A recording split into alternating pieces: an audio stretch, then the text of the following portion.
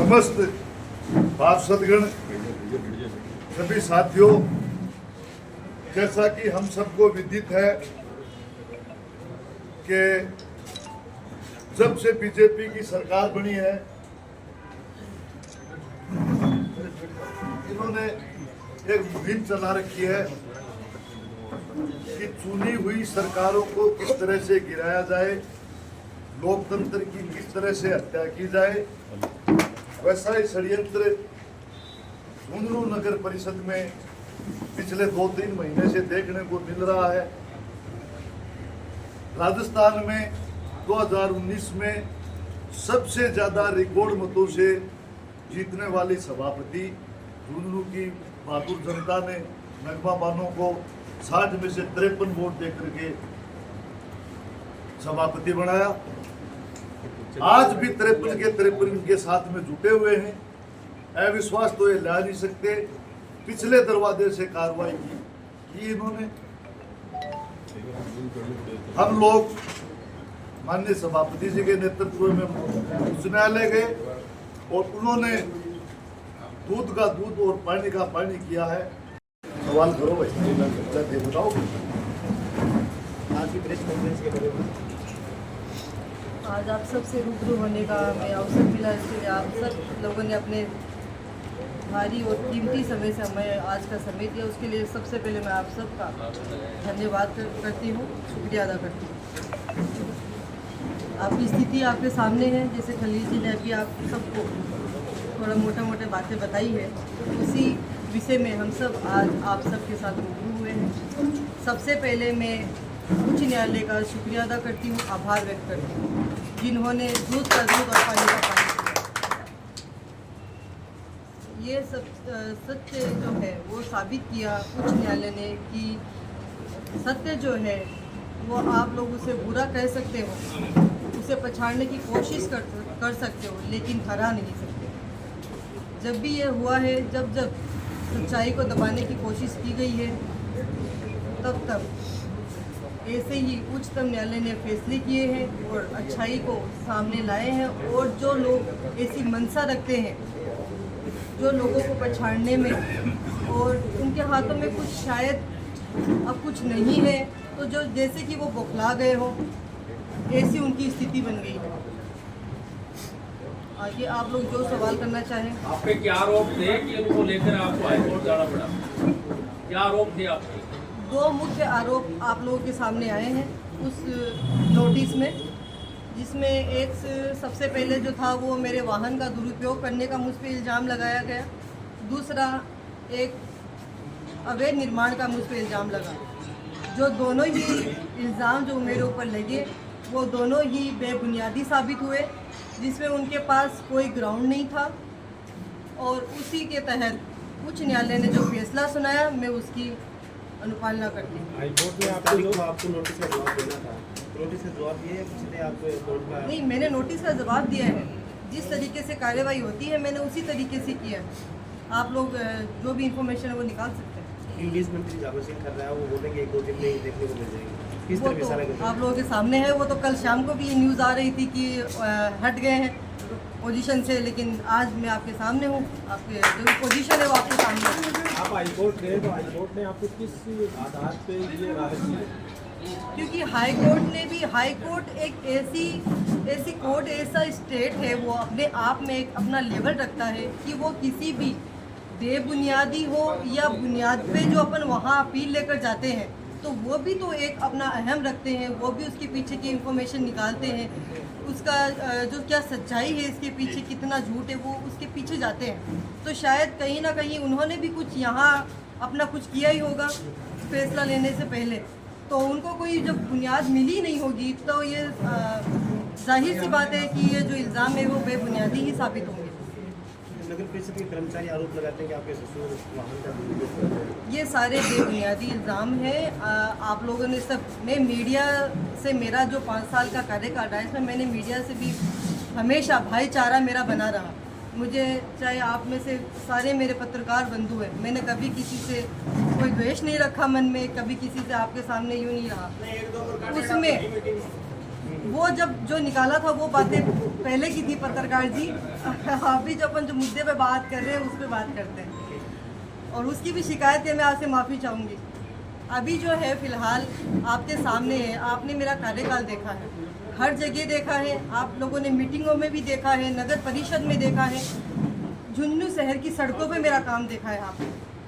मुझे नहीं लगता कि आप लोगों को मुझे कुछ गवाही देने की ज़रूरत है, इतनी मैं आपसे उम्मीद लगा सकती हूँ, क्योंकि जहाँ जहाँ मैं नहीं बोली, मैं नहीं आई, वहाँ वहाँ मेरा काम बोला है, और मेरे काम ने आप लोगों को हर वक्त स्टेटमेंट दिया है। तो आपको क्या लगता है हाईकोर्ट कि के स्टे की कॉपी कहाँ पे है जो आप दावा कर रहे हैं कि जो डीएलपी ने जो आपको आपको नोटिस मिल दिया जाएगी था, स्टे। हाईकोर्ट- बिल्कुल, ये आप कॉन्फ्रेंस के बाद आपको चाहिए। सबको एक एक कॉपी मिल जाएगी। तो इसीलिए बुलाया गया। आप लोगों को बुलाने का जो मतलब था वो यही था कि अपन बैठ के बात हम करें। भी देखे ना कि बस उसमें क्या दे रखा है, बिल्कुल। तभी उसके बाद ये- आगे बात बढ़े ना। बिल्कुल, कॉपी इनको एक एक अभी- मुहैया करवा दीजिए।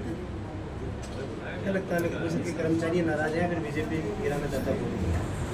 मेरा कहीं भी अल्हम्दुलिल्लाह मेरा इतना अच्छा ये कार्यकाल गुजरा, क्योंकि मेरे पास एक पार्षदों की इतनी अच्छी टीम थी।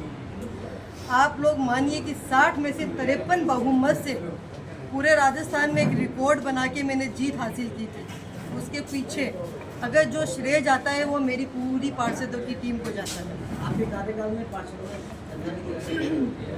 वो तो घर में छोटी मोटी खिचपीट तो चलती है, तो लोकतंत्र है, ये नहीं होगा तो फिर मज़ा किस बात का। राजनीति है तो राजनीति में थोड़ा बहुत तो चलना ही चाहिए।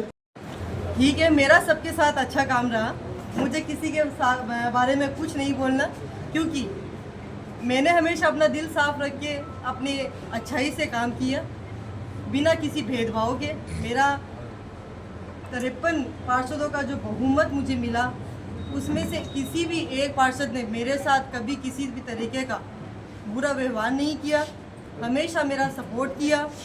सरकार से मैंने लड़ाई लड़ी, उसमें भी सब ने मेरा भारी बहुमतों से मुझे ये लोग सपोर्ट कर रहे हैं। इससे ज़्यादा मुझे और कुछ नहीं चाहिए, और किसी के बारे में मेरे मन से कोई गलत भावना नहीं है, और ना मैं कुछ बोलना। मुद्दों पे बात करते हैं कि अपन को ज़्यादा बातों को खींचने से कोई मतलब नहीं है। उसमें मैं आप लोगों को एक बात बताना चाहूँगी कि आज से जैसे 4 साल पहले अपना काम बढ़िया तरीके से चला, अपन ने खूब विकास किया। जहाँ जहाँ विकास हुआ, जहाँ जहाँ लोकार्पण शिलान्यास हुए, आप लोग हमारे साथ रहे, आप लोगों ने पूरा सपोर्ट हमें किया। जैसे ही पिछले इन 9 महीनों में जिस तरीके से सत्ता परिवर्तन हुआ, उसके तुरंत बाद ये चीज़ें निकल के सामने आई। उसमें कुछ चीज़ें जो मोटा मोटी मैं आप लोगों को बता दूँ, जो आप लोगों के लिए शायद वो काफ़ी होगा बताने के लिए। हम लोगों ने नगर परिषद में खूब विकास किया, लेकिन कुछ विकास बाकी रहा। उसमें हमारा जो हम लोगों ने NITयाँ लगाई, जैसे ही सत्ता परिवर्तन हुआ उन NITयों को रोक दिया। हम लोगों ने हमारे वर्क ऑर्डर जारी किए हुए थे, उन वर्क ऑर्डर को रोक दिया। नगर परिषद में अधिकारी काम करते हैं, उनके ऊपर इतना प्रेशर डाला गया कि इन अधिकारियों ने काम करना बंद कर दिया, क्योंकि वो भी बेचारे डरते हैं अपनी पोस्ट को लेके। तो उनको इतना प्रेशराइज किया गया कि वो लोग भी उन चीज़ों को लेके डर के दबाव में आके काम करने लगे। आपका मानना है कि राजनीतिक हस्तक्षेप हो रहा है बिल्कुल, अधिकारियों और कर्मचारियों में बाकी भी? कुछ नहीं है, कुछ भी हमारा ना कहीं किसी पार्षद के साथ हमारा द्वेष रहा, ना हमारी पर्सनली लड़ाई है कि कोई पार्षद हमारे पीछे ये कर रहे हैं, ऐसा कुछ नहीं हुआ। बस चीज़ें जो है वो सामने आ रही है, वो इतना ही है।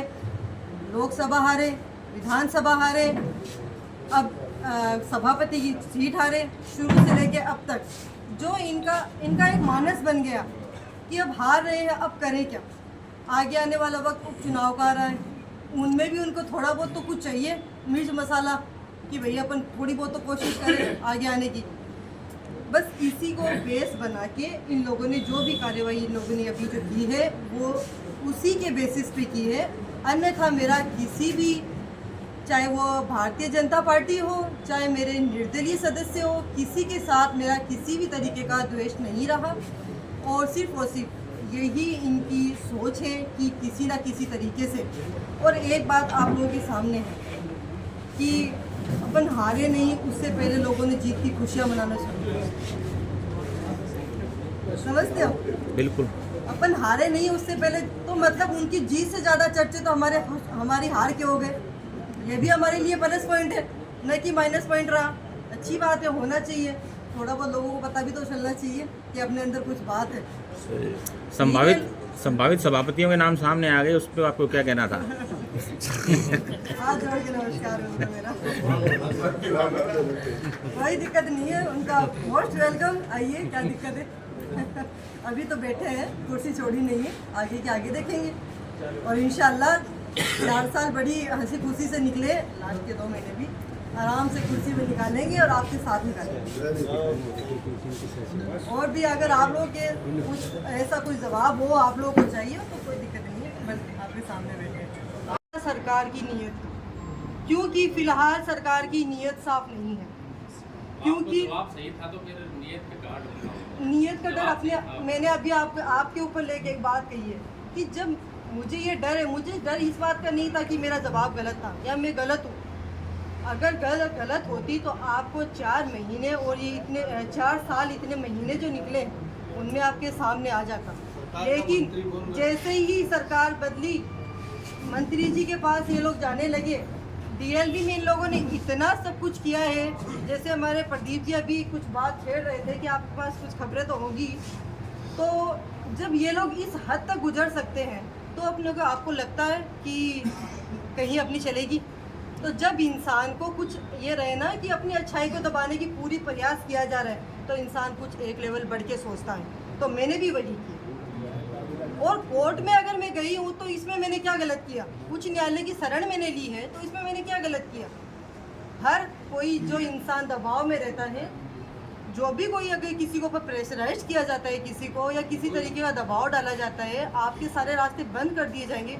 तो उच्च न्यायालय एक ऐसी स्टेट है जहाँ कोई भी शरण ले सकता है, छोटे से छोटा, बड़े से बड़ा। मैंने भी वही किया, मैंने वहाँ जाके शरण ली और मुझे वहाँ से मैं उच्च न्यायालय का धन्यवाद ज्ञापित करती हूँ कि उन्होंने मुझे समझा और वहाँ जाके दूध का दूध और पानी का पानी किया।